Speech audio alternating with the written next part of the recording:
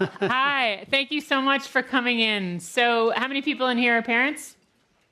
Whoa. You are going to learn a lot today. If you can enact it when you get home for the rest of your children's developmental period, I say hats off to you.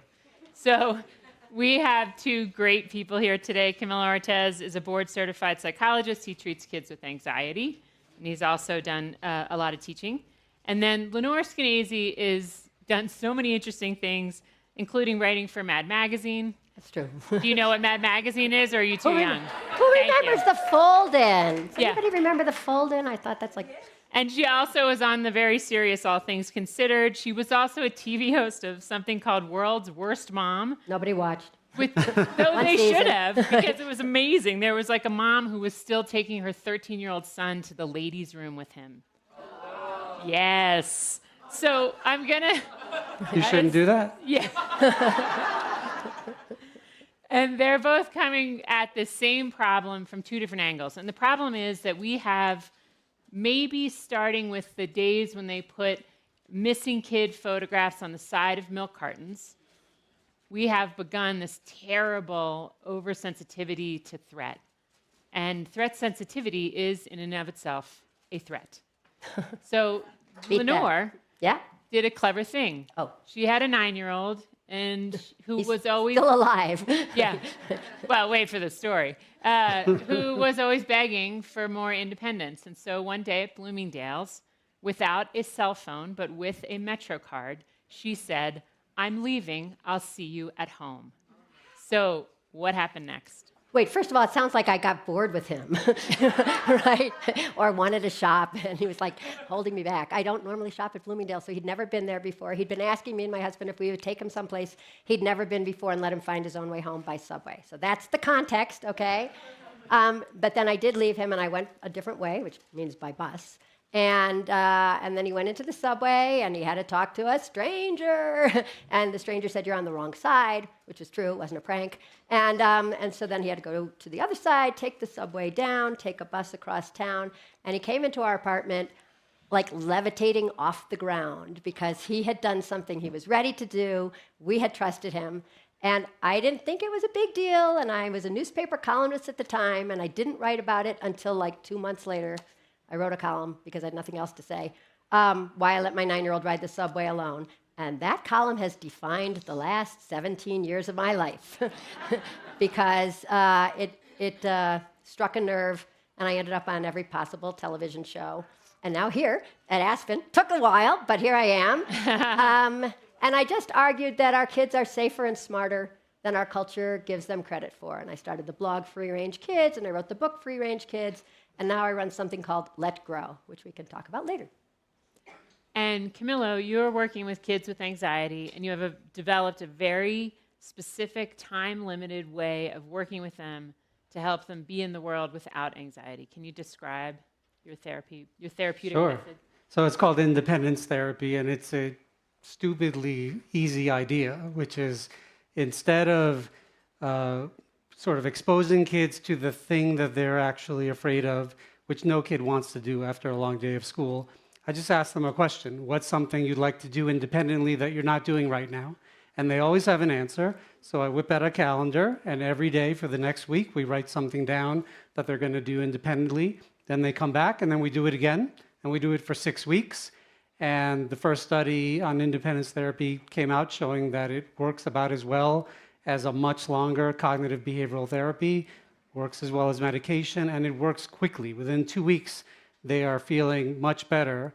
And the important thing is that since we don't actually attack the anxiety they have, they're much more willing to do it. So as an example, we had a little girl who wouldn't sleep in her own bed, but she wanted to take the bus to school in Brooklyn by herself.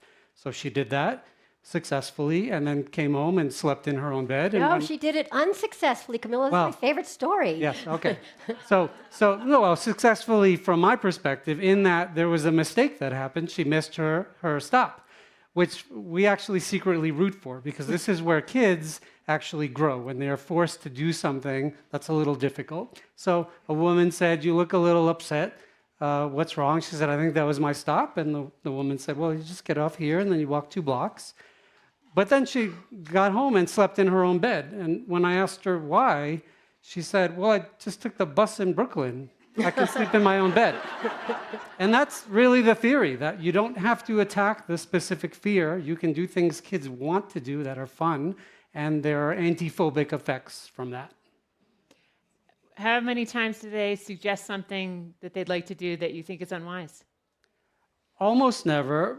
It's really the parent who is. We had a kid who started researching state laws to see how many states away from New York he could get on an Amtrak by himself.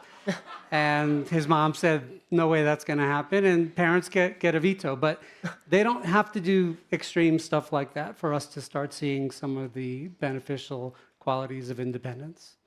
And what inhibits their progress? Because it sounds like such a sure thing. Well, adults. And it's actually not the adults that you might think about. It's not the predators out there. It's the well-meaning adults who say, hey, little boy, what are you doing here by yourself? You shouldn't be here. You should call your mom. And so we prepare for that. And so each kid carries a little card that I got from Lenore, and it says, I'm a Let Grow kid. I'm allowed to be here. I'm allowed to talk to strangers. I'm talking to you. And people like you keep me safe. And they go on their way. I have to say, our card used to say, and if you don't think I should be here, call my lawyer. But we That dialed was a it little down. aggressive. Did you Yeah, find yeah. That was actually John's line. yeah. The pugilists. You're like raising a little generation of pugilists. What do you think? I have a feeling that the three of us and almost everybody in this tent were raised the way I was, which was, I'm going to drop you off at the pool with 5 peanut butter and jelly sandwiches and a gallon of water, and I will see you in 12 hours. And I myself struggled to do some of the let grow things. What happened? Who got to me? Oh, it's an entire culture. I would say, first of all, when she says that you all grew up that way, what she means is we're old, right? Right? You're born before like 1942. What happened is that in the 80s, John always says the 90s. I think the 80s. I work with John Haidt. In the 80s, a bunch of things happened that changed our parenting. First of all, you got cable news with its 24-hour news cycle. Then there were the pictures on the milk cartons. You all remember those, right? And they said, have you seen me? And there should have been a little asterisk saying, I was taken in a custodial dispute between my warring parents, who are in the middle of a bitter divorce. But it didn't say that. And it left us with the impression that they were all being just snatched off their bikes or snatched from the subway. And then the broadcast code changed, which you wouldn't think would be that big a deal, but suddenly you could show much more graphic, disturbing images. I have a friend who's a TV historian who says that there's not a single episode of Law & Order that could have even been shown before the 80s because it's just so disturbing. And so you bring all those together, you start talking about stranger danger, and people start thinking if you let your kid walk out the door, you'll never see them again. And then from there, the culture picks up that idea and starts doing things like there are schools that won't let a kid get off the bus, walk home, whether it's 2 blocks or 2 houses, without an adult there to walk them the rest of the way. So just quit your job, no big deal. Wait there from 3 to 3:30 and walk your kid home those 2 houses. And places that won't let you let your kid self-dismiss, which always sounds like prison. And there's places that won't let you drop your kid off to play soccer without you sitting there. And so the words drop off even and pick up are interesting because in my day it was arrival and dismissal, but with drop off and pick up becoming the terms that we use, we've written in a parent or an adult there with a passive kid, right? Somebody is dropping the kid off and picking the kid up like a little FedEx package. So the culture changed after the fears of the 80s inflated our fears, or blah, blah, blah. I think one of the most influential forces in the life of a mother is the other mothers in her town. Mm-hmm. And whether they think that she's neurotic or very cool. Mm-hmm. And the response that people had to your work, to your column, and the response that well-meaning, quote-unquote, adults have to your kids who are out there trying to grow is a problematic force. And then it can be turned, could it be, turned for the good. So do you have theories about how to use this powerful force of groupthink among mothers Yeah. to point us in a better direction? So when John Haidt and I and two others started Let Grow, the nonprofit that grew out of free-range kids, we realized that, as John always says, a collective problem needs a collective solution. And so one of the big pushes we have, and Camilo talks about his thing being stupid easy, right? Or stupid obvious or something. Well, same with what we do through schools, which is called the Let Grow experience. It's just a homework assignment that tells every kid in 4th grade or the entire school or the entire school district, go home and do something new on your own without your parents. And suddenly all these kids are going home and saying, I got to do something new. It's it's homework. It's really homework for the parents. And when everybody is letting go, then it becomes the norm again. And we had a nice story in Wilton, Connecticut, where I was thinking, so one kid went into a market to buy, it's Wilton, Connecticut, I think the muffins are like $13 each, but he went to buy like, a diamond-studded muffin, and then the cashier or the clerks there, who have PhDs, said, like, what is this kid doing here by himself? And finally one of them asked, like, kid, why aren't you here with your mom or your dad or something? He said, oh, I'm doing my Let Grow project. And they're like, okay, what's that? And he explained, I have to do something new on my own without my parents. I decided I would come to the market. And after that, when kids came in, it was just normal. And so we're trying to just re-normalize having kids zooming around the neighborhood on their bikes or walking to the store, babysitting, climbing trees. And I desperately want it to be a cool thing. And if anybody has another idea of how to make it cool as opposed to kooky, that's always what I'm looking for. Okay, I think Camilo's daughter could make it cool. So tell us about your two kids, because you have a very independent kid and a less independent kid. She's going to kill me that I'm talking about her. So Let her kill me. Okay. So I have a 24-year-old daughter who's actually a pop singer. It sounds weird to say. And she's been independent from a young age. And these days she just tells me I have a concert in Ibiza and I'll be there tomorrow. And my son is quite the opposite. He's more socially anxious and timid.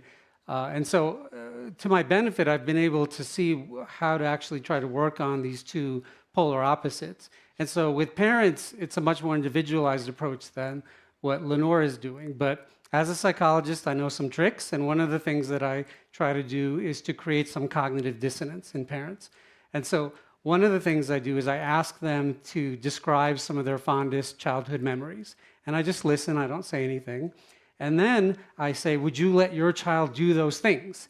And they always say no. And again, I don't say anything. I just sit there with them in that discomfort. And then you see something in their eyes. And then we talk about how might we, what are the barriers to you allowing some independence? And like a good psychologist, we will behaviorally rehearse what other parents might say so they have some answers ready to go, because this pressure and judgment from other parents is a huge barrier. Wait. What do you practice saying?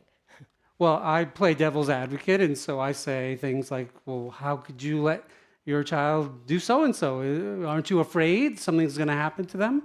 Yeah. And I also ask them, what do you think your friends might say? And we do a bunch of that, and then they're ready to go out into the world. What do you tell them to say to the friends? Well, it's so specific depending on who the person is. But one thing is that you don't always have to convince everybody else that what you're doing as a parent is a good idea. So this sort of attitude of a calm confidence that I've thought about this, and this is a decision I've made, and then letting there be awkward silence, and other people usually go away when that happens. That's great. I mean, I think that Anxious Generation and Free Range Kids and Let Grow is giving, and also independence therapy, like anytime you codify something, it has this chance to give people that little tiny boost of confidence that they could, when they get the beady eye of judgment, they can say, have you read Lenore Skenazy? I'd say, have you read John Haidt? Right. Either one will work. Absolutely. If one advantage of having a few letters after your name is what you say can be powerful to people. And if they have even one voice on the other side, it really equalizes things quite a bit. Why is your therapy better than exposure therapy? And what's the distinction? Like, what's the critical distinction? So it does the same thing. My therapy is sort of a sneaky exposure therapy because kids are getting all of the benefits of exposure therapy. So think about what you learn when you confront something that you're afraid of. You learn that you can tolerate distress. You learn that you can problem solve. You learn that things don't have to go your way, so that rigidity that we see a lot. So that happens with exposure therapy, and it happens with independence therapy because, again, we want things to not always go smoothly. And the big advantage is that kids are much more willing to do independence therapy because it's a developmental desire. It's cross-cultural. It's been around forever for kids to separate from their parents and do things that are a little scary and a little risky. And it takes a lot of convincing to get kids to pet a dog if they have a dog phobia. It takes very little convincing to say, go, you want to hang out at the pizza place? Let's figure out how we can do that without your mom sitting right next to you. So it's just independence begets independendence. Like a little courage begets a little more courage. And it's fast because kids, it begets independence in kids and it begets confidence in parents. So they, we had a parent who had to take the day off from work the first time her son walked 4 blocks from school to home. Age 10. Age 10. Second day, she was able to go to work, but she couldn't get anything done. And by the third day, she was fine. And that's generally how we see anxiety improve. It takes about 3 days for things to happen if you have a big dose of the thing that you're afraid of. And that's what we're seeing. So that's kind of interesting because it implicates the parents in anxiety, like that it's a shared anxiety. It's an anxiety that's being mirrored for them. Yeah, so I'm always careful to not blame parents for this, but parents transmit anxiety to kids in a bunch of ways. And one of them is just their own behavior. So if they're avoidant and anxious, kids see that. But it's also the questions that parents ask kids. Are you okay? Do you need this? So this sort of like making up for it if a child has a difficult emotion. There's a lot of this inadvertent reinforcement of anxious behavior. And it's a trap. And parents don't see that. And so one of the first things we do is just to show parents how easy it is to fall into this trap and what are some steps to push back against it. Talk about the 4 Ds. 4 Ds. So distress, disappointment, danger, and I always forget the fourth one. Drugs. Discomfort. Is that your wife? That's my wife. God bless you. We're going to get you up here at the end so that you can tell on Camillo if he has ever been an anxious parent. I have, for sure. But so, parenting traditionally was viewed as giving your kids lots of practice with the 4 Ds. This is what good parents were thought to be doing. And in about the past 20 years, protecting your kids from the 4 Ds has become what good parenting is called. And what this does is it interferes with the tons of practice that kids need with the 4 Ds. One way to think about development or becoming an adult is learning to tolerate the 4 Ds. And you cannot do that without a lot of practice. And when parents step in, they are interfering with that practice, and kids are just not good at it. And it takes them much longer to learn the skills that we've all learned with how to be uncomfortable or distressed, for example. I'm not sure my mom who was a very let grow kind of gal. I'm not sure she was consciously doing anything as a parent. Like, I don't think parenting was a verb when my mom was parenting. I think it was like a noun. And I think, I don't think she was thinking about it this much. I don't think there were as many books. She blames Oprah for almost everything. First, it was Phil Donahue. Yes, right, with the mic like this. Yes. Jump in. I wanted to jump in. Thanks. I don't think parents were deliberately, refraining from jumping in and, soothing a wounded ego. What I think happened is that we're with our kids so much of the time, so much more of the time than our parents were with us. As I said, if you have to wait at the bus stop and walk them home, if it's always drop off and pick up, if you're at every soccer game, even with my kids who are in their 20s, when I'm with them, I don't think they're doing things right, right? And so I'm like, why are you crossing the street? You're looking at your phone. Put down your phone. But somehow they're crossing the street probably right now without me. And when you're not with them, one would hope, right?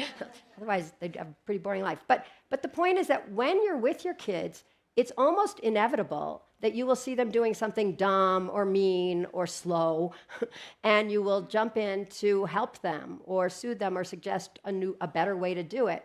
And so really the only solution is to not be with them as much. And we have a culture that has said you should be with your kids all the time. When you're with them, you will intervene to prevent the discomfort and the danger and the this and the that. So you can't be with them all the time. So what I'm trying to renormalize is giving kids some time when you're not there.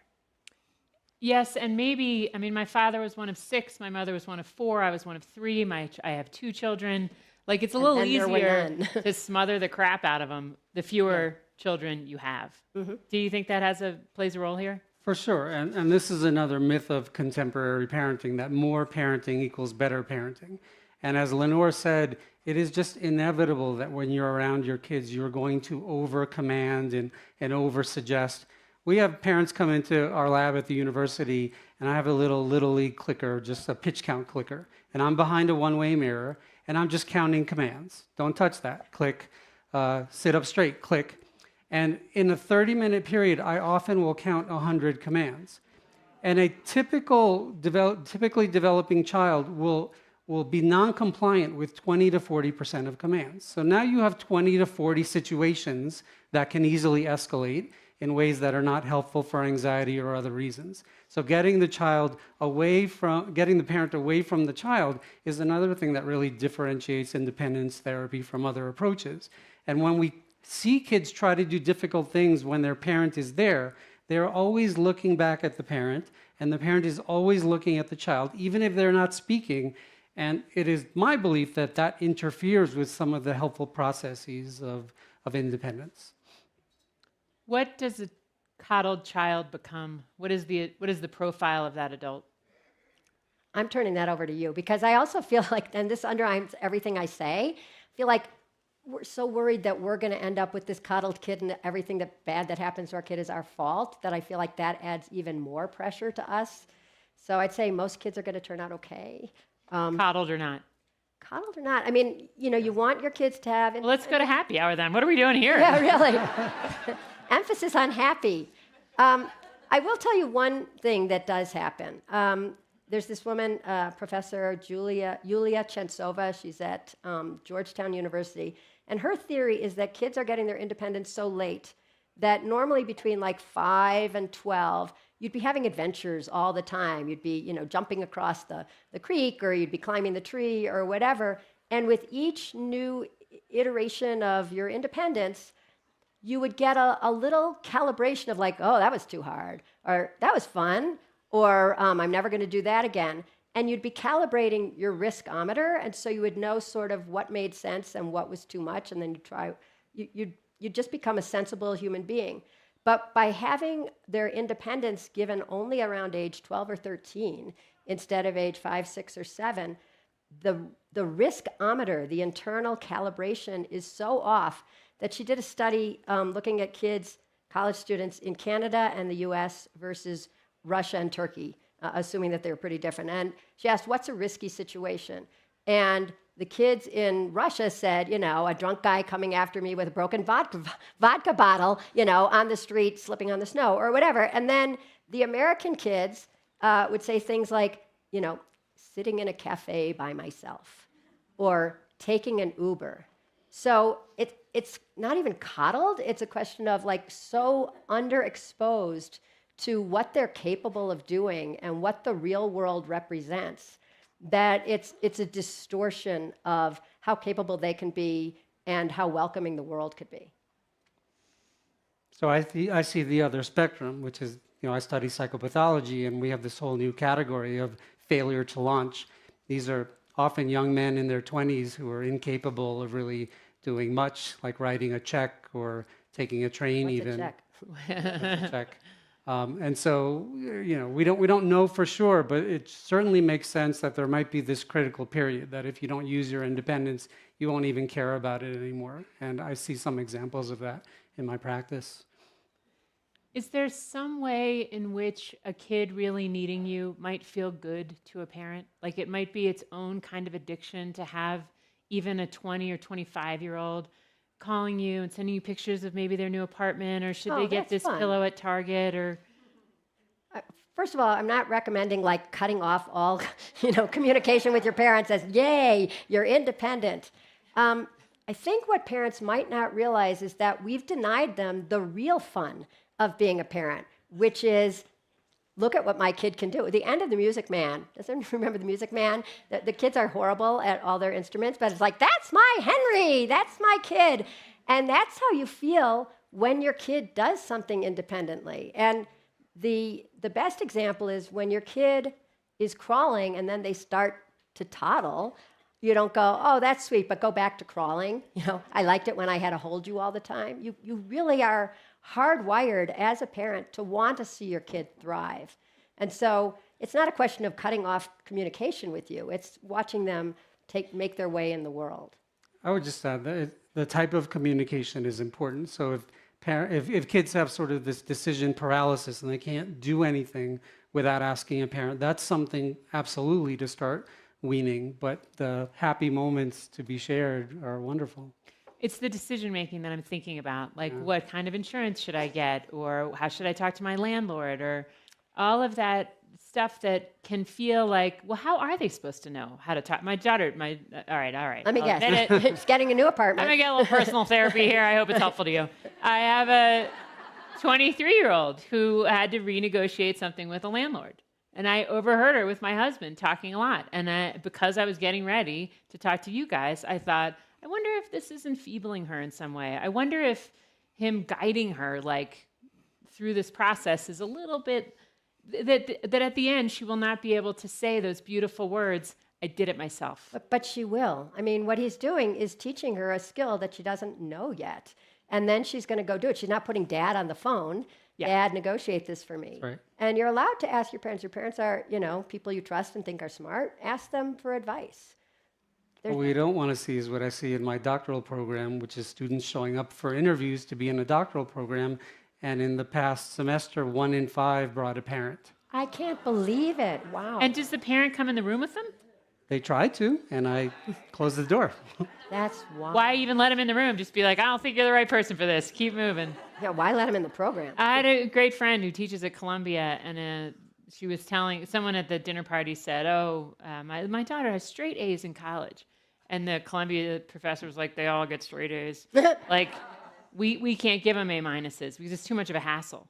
They'll just be in our office, or they'll call the dean, or they'll want more time. And then she went on to say that she had students who had permission to have a note taker with them, and that they got permission to retake a test because the note taker was still using a blue pen, even though they had asked the note taker to use a black pen. And while we were all aghast, her husband was like, tell him the real thing. So recently she had a student come, and she welcomed them into the office. And as they went to sit down, the student said, I would be more comfortable with the power dynamic if I sat in your seat. Whoa! That's a great one. And guess what? She let her. Wow. Because she doesn't want to hear it. She wants to go back to teaching history. Wait, so where did the emotional support animal sit? Yeah, exactly. Exactly. Speaking of emotion, I think that because of the media maybe, and because the way that television and film has changed to be able to show these things that we didn't see so much, that all parents' deepest fear is that their kid's going to kill themselves. At the end of the day, that is the worst thing that we could imagine. And therefore, we are very afraid of certain emotions lingering for too long. And that tolerance or intolerance for an emotional state that you are perceiving in your child, correctly or incorrectly, is probably driving a lot of unhelpful behavior from parent to child. Do you have thoughts about that? Yeah. So, I mean, it's a common parent response to try to invalidate a big feeling or to minimize it. And again, what that does is it deprives the child of really good practice of sitting with being uncomfortable or being emotional. And so in our practice, one of the things we do is we have sort of coaching for parents on how to let emotions be there. Again, not something that we used to have to do a lot of, but it's that deprivation of practice. But what about the parents who are afraid that, if their kid is disappointed or if their kid doesn't succeed at something, they will feel suicidal? How do you convince parents that their kid is going to be okay going through that?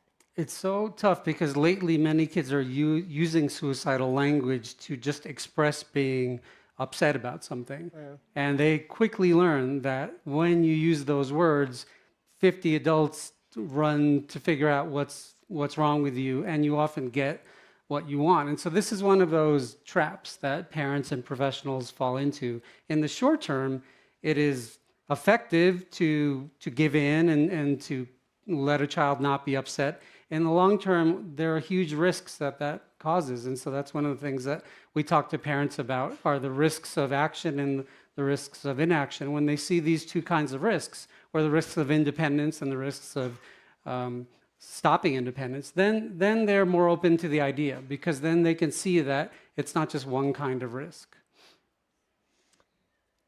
I'm thinking about the trick of self-reporting, because there are cultural moments where people are very comfortable saying, you know, oh my God, I was dissociating. Oh my God, he's a narcissist.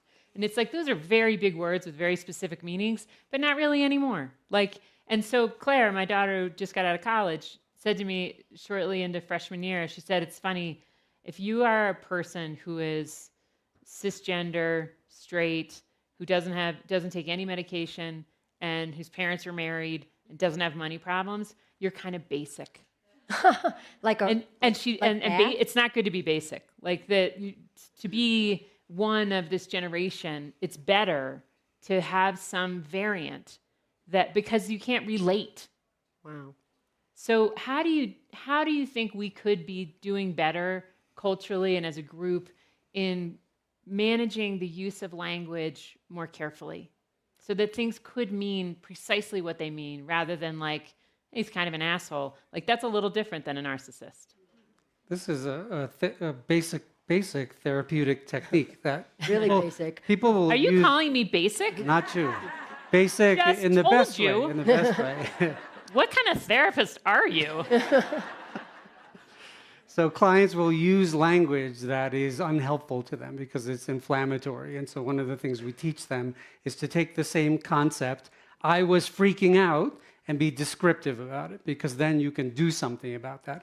I felt a lot of emotion when I was disappointed at my grade is a lot more helpful for a therapist to help somebody than I was freaking out. Or, you know, my favorite, you know, with kids these days, that they're having a meltdown, which we didn't used to say, and sort of implies that, as with a real meltdown, there's nothing you can do about it. And there are lots of things that you can do about it. So one of the first things we do is to use more descriptive language. But it's a really tough problem, because there is sort of more attention and reinforcement when people use inflammatory words.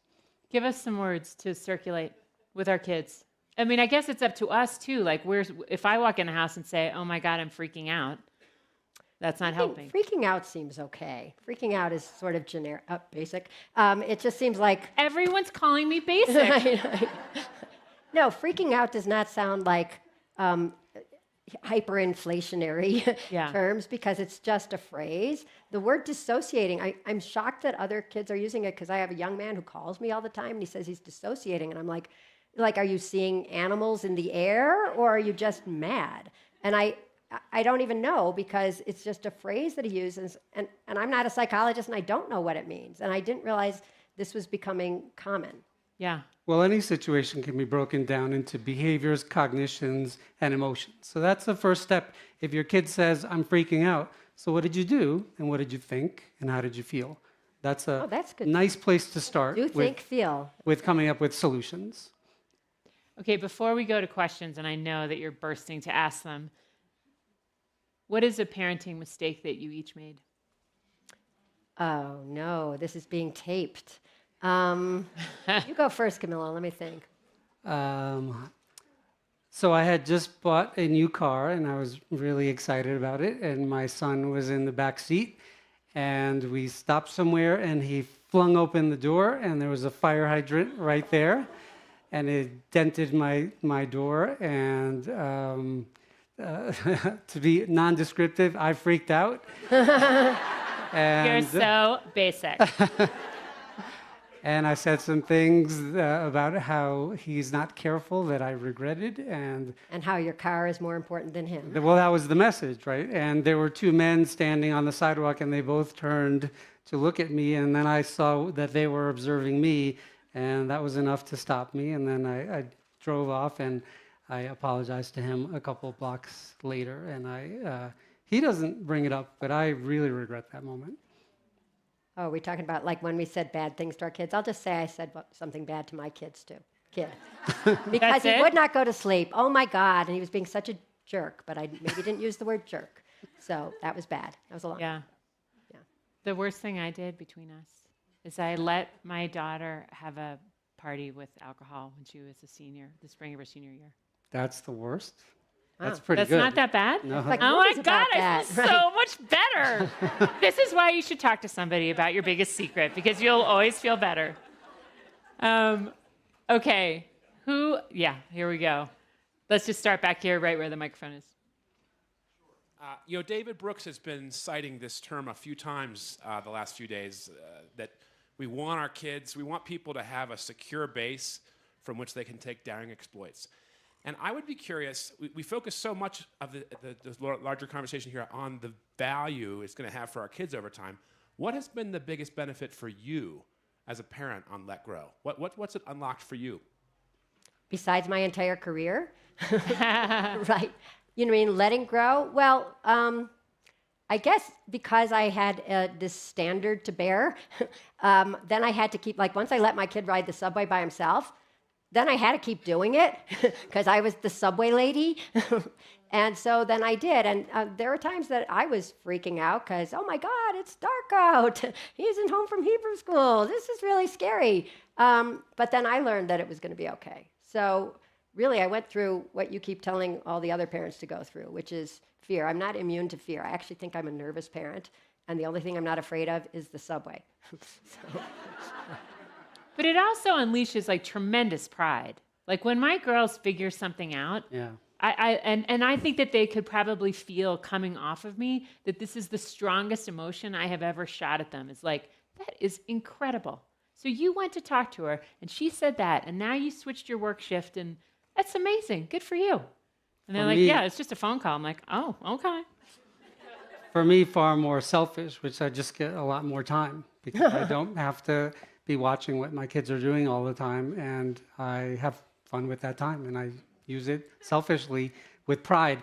And actually what we've seen with independence therapy is parents are starting to go on dates again or do something without feeling guilt that it's just the parents. So yeah. Yeah. Sometimes I say to myself, keep your eyes on your own paper. Keep your eyes on your own paper. Like, I have plenty of work to do. Just do my work instead of worrying about their work. How about all the way up here? Since you were so nice and sat in the front row.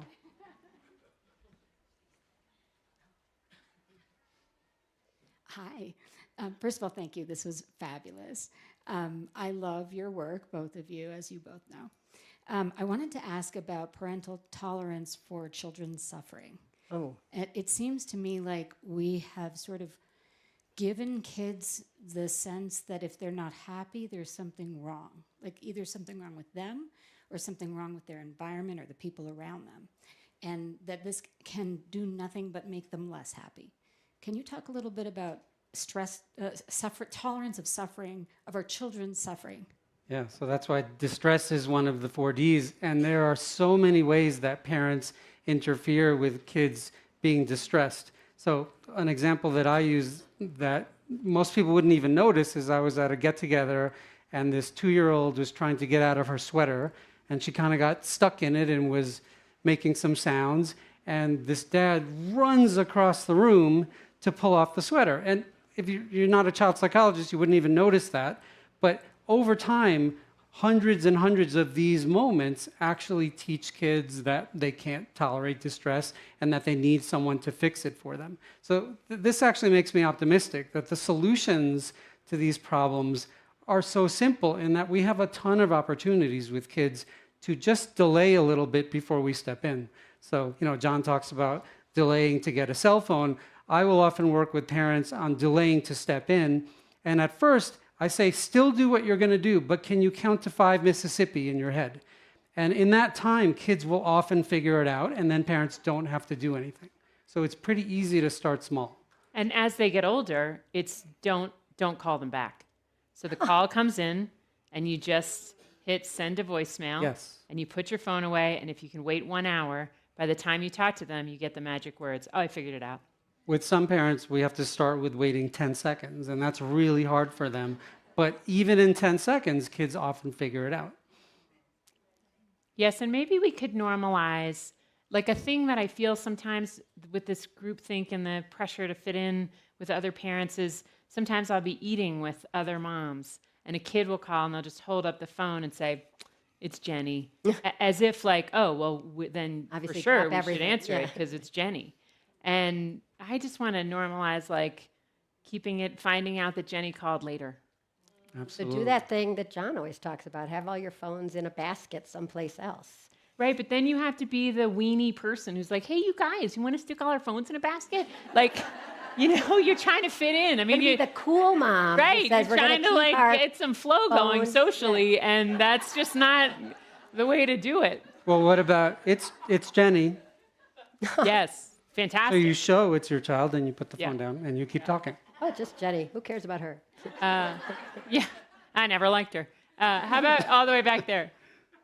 Hi, my name is Elizabeth, and I lead Generation Citizen, which is an organization that helps young people learn civics by becoming community problem solvers. And one of the things I really appreciate about what you all are doing and the way you're leading is this focus on ensuring that young people develop their sense of independence as a part of developing all of their skills and self-efficacy with time.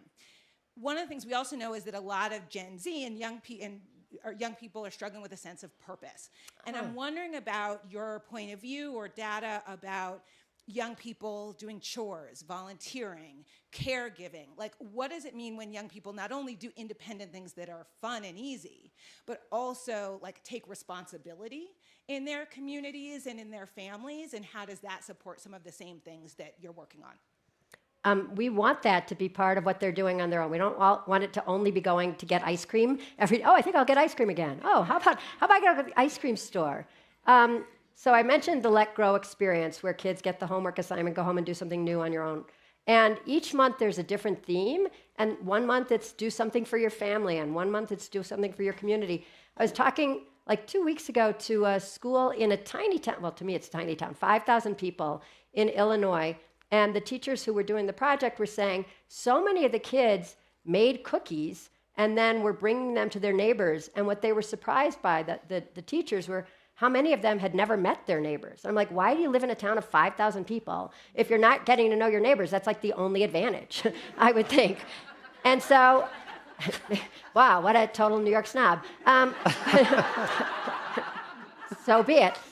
The point being that they are getting out in the world. I mean, you can't help the world from just sitting on your couch. So part of it is responsibility. I mean, John talks about 4 new norms in his Anxious Generation book, and it's basically phones bad, phones bad, phones bad, different ways of getting rid of phones. And then the last one is more independence, responsibility, and free play in childhood. So responsibility is an important part.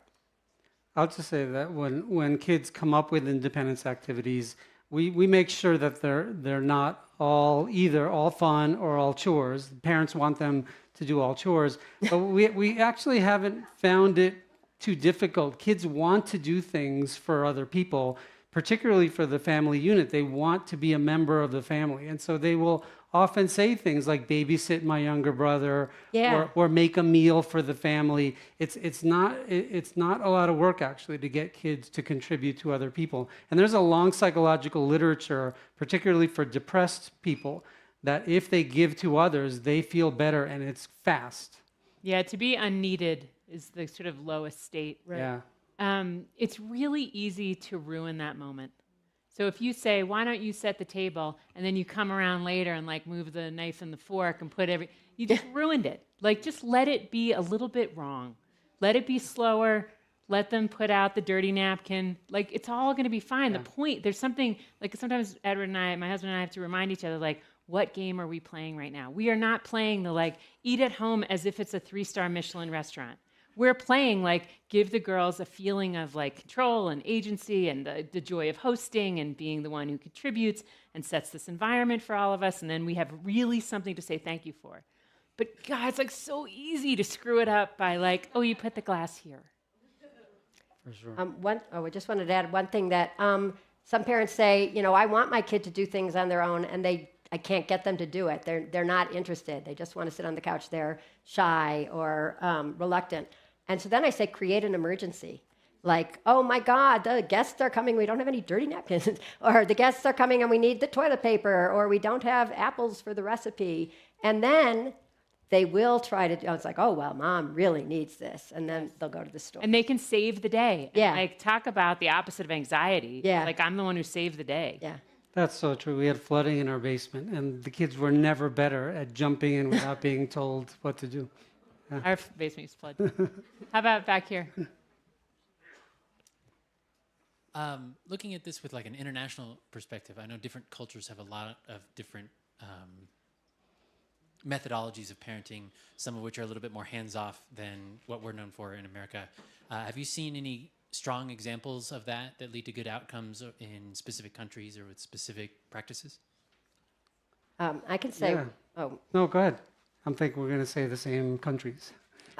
1, 2, 3. Japan. No, and I mean, yes, you saved the day. Japan. High five, good buddy. That's so good. I was going to say I don't know anything about any other country, which is true, and I don't know anything about any other part of America. You don't know anything about New Jersey. I don't. It's over there. They have houses. What I was going to say is that what we've learned from other cultures, and I've mostly learned from Stuart Brown, who is here, who's the father of play studying. Fantastic that you're here. I'm honored. And from his colleague, Peter Gray, who is a professor of psychology at Boston College, is that throughout the world and throughout human history, what kids have done is as soon as they are able to toddle, they toddle off after their friends. And the 5-year-olds play with the 3-year-olds, and the 8-year-olds scoop up the 3-year-olds, and they're all looking up to the 12-year-old. And you have mixed age play is the way that Mother Nature expected all of our species to grow up. And so in addition to the Let Grow experience, what we recommend schools do, because we've learned this from Peter, is stay open for mixed age, no phones, free play. So the kids get the give and take, here's a good idea. No, that's a terrible idea. You compromise. You deal with your frustration because you want to play. And there's different ages. So older kids become the leaders, and then they go off to the great beyond, which is middle school. And then the other kids become the leaders. And everybody gets the experience of making something happen and gelling as a group and making friends of different ages. We have this weird culture in America where the 7-year-olds play ball against the 7-year-olds, and all you can tell is who's the fastest and who's the strongest. So what I've learned from other cultures, which is not true because I haven't learned them from other cultures, I've only learned them from Peter Gray and Stuart Brown, is that taking free play, mixed age free play out of kids' lives is as bad as taking out all the independence from their lives. These are two extremely important vitamins for child development that we took out of their lives, and we wonder why kids are drooping. You have to give them back. And Japan. Yeah, what about Japan? Yeah. It's just culturally normative there for kids to be doing things on their own and helping others, at the age of 2. Very different approach. It's also a very safe place, but even so. How about right here in the front row? Yeah, I see you. Yep, it's you. Yes, please. Yeah, you are. There you are. Gotcha. Perfect. Hi, my name is Shafika Hashash. I work in economic justice, so I know an obscene amount about, the way these inequities go across folks. But I'm also a mom of a 3-year-old, and I, by all means, consider myself and my husband to be free-range parents. And I see how that manifests in how people react if I, a blind mom, takes her child out by herself, and how nervous that makes people. And, when we're talking about, I also see it manifest on the adult level. So I think that's just, a unique experience. Mm-hmm. But the other part of that is that, when I was pregnant and you're taking all your very fun pregnancy classes, et cetera, from other disabled moms, who I knew and networked with, they were like, listen, if they tell you to talk to a social worker, say no. Right. And so, inevitably high income, great hospital, fancy, all of the whole bit. Yeah, it'll be easier. Hold it. Thanks. But inevitably, they were like, oh, our social worker would like to talk to you. And I was like, no, I'm okay. Oh, she just wants to make sure you know how to parent your baby. I was like, I'm okay. Wow. And they push. I'm like, is it mandatory? No. Officer, am I okay. being detained? No, very literally. I was like, Exactly. then I'm okay, and let me know if your social worker needs to fill out paperwork. Keep me posted. But when we live in a society where 50% of black families will 53% of black families will have a child welfare services check in their lifetime. Mm-hmm. A lot of time that's because of independence and what folks wouldn't deem good. Oh, the kids were home alone, etc. Mm-hmm. It's hard to talk about this and not bring that up. But I also really, I see it manifest in my life, like in the playground. Right. Is Mark, my husband, here? No, he's home. Oh, okay. I'm like, Any other questions? Well, this is kind of interesting because what I wanted to end on is the very hopeful note that Lenore has had some legislative successes in various states across the country. Right. It's related to the point you're making. So will you close us out on... What's interesting is that you're being underestimated the way kids are being underestimated. It's like you can't possibly handle anything. Nobody has ever done this before in your situation ever. And, let us take care of things more. So since 2018, Utah became the first state to pass what was then called the Free Range Kids Law. And now we call it the Reasonable Childhood Independence Law. And that states that because most neglect laws in states are very amorphous, and they say parents must provide proper care or proper supervision, and nobody knows exactly what that is, which leaves a lot of discretion on the part of 23-year-old social workers, and so leading to the 53% of black kids being investigated and 37% of all American children being investigated for neglect by the time they're 18, which is insane. So the Reasonable Childhood Independence Law says that neglect is when you put your child in obvious and serious danger, not any time you take your eyes off them. And so it helps the free-range moms like me, but it also helps the single mom who's working a double shift, and she knows that her kid is ready to come home at age 7, 8, and be there for 2 hours doing her homework while mom finishes up her, her job.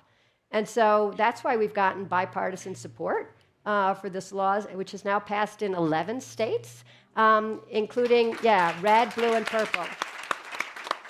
And in 5 states, it was unanimous, which shows you that it's an across-the-board issue. Thank you, Lenore. Thank you, Camilla. Thank you guys for joining the conversation. Thank you, Kelly. Thank you. Thank you.